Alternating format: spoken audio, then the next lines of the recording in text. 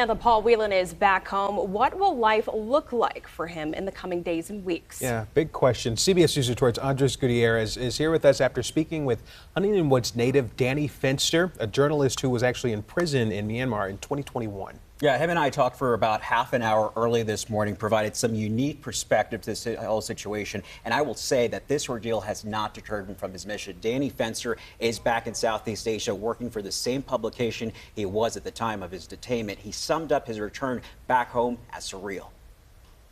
For me, the most lasting thing was a sort of sense of gratitude. And I really hope that's the same for these guys. In 2021, journalist and Huntington Woods native Danny Fenster was sentenced to 11 years in prison by a military court in Myanmar, accused of publishing and circulating comments that, quote, caused fear. They know the people that they're holding are not guilty of anything. They often don't actually suspect them of anything. So knowing that, it is actually a matter of just waiting day to day. Like, they are waiting to make a trade. That doesn't make those days any easier, but it does, if you can remember that it is going to end, I think that's really important. The now 40-year-old spent nearly 6 months behind bars and vividly remembers the isolation. I mean, I was constantly thinking about family back at home.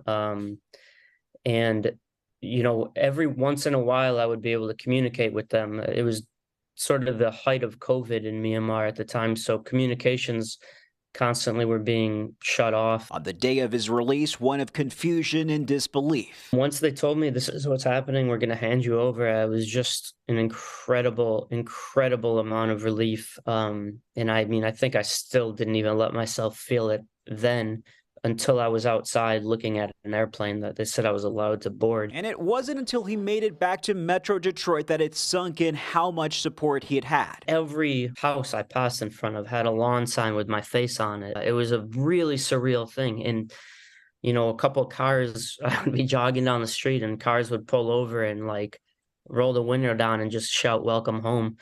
It was just unbelievable. In the weeks that followed, although it wasn't mandatory, Danny did travel to Washington, D.C. to answer questions from the State Department regarding his time behind bars. A charitable organization covered the cost of his medical screening. He anticipates the same for those recently released. Just want to, let Paul and Evan know how incredibly happy I am that they're home, and how moving it was to watch this story unfold in the last couple days.